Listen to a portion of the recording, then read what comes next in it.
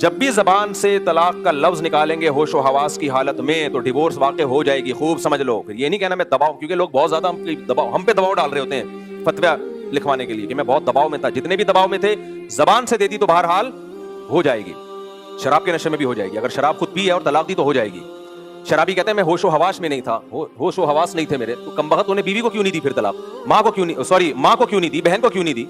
بیوی کو ہی دے رہا ہے اور دے بھی غصے میں رہا ہے. اس سے پتا چلتا ہے اس کو پتا ہوتا ہے کہ میں طلاق دے رہا ہوں, جو غصے کا کام ہے. یہاں لوگ اشکال کرتے ہیں کہ پھر تو لوگ دھڑا دھڑ طلاقیں دلوانا شروع کر دیں گے, جبری طلاق, مردوں پہ ظلم ہوگا. 1400 سال سے اسلام آیا ہے, کتنوں نے زبردستی دلوا دی ہے بھائی؟ اور کیوں دلوائے گا کوئی؟ کسی کا دماغ خراب ہے؟ اور اگر دلوائے گا تو اس کا تدبیر بھی ہے, اس سے بچنے کی ہیلا بھی ہے, تدبیر بھی ہے. اور اہم بات یہ ہے کہ اس زمانے میں عدالتی خلا کی تو 2 ٹکے کی حیثیت ہے نہیں الحمدللہ. اس پہ میں الحمدللہ اس پہ کہہ رہا ہوں کہ اس پہ میں کئی بار بیان کر چکا ہوں. مظلوم عورت کو ظلم سے بچانے کے لیے آپ کے پاس جبری طلاق کے علاوہ کوئی راستہ نہیں ہے. بعض عورتوں پہ واقعی ظلم ہوتا ہے تو آپ پھر زبردستی ہی طلاق کا لفظ شوہر کی زبان سے نکلواؤ گے تو یہی حل ہے. عدالت میں جاؤ گے, عدالت تو شریعت کو فالو نہیں کر رہی ہوتی ہے.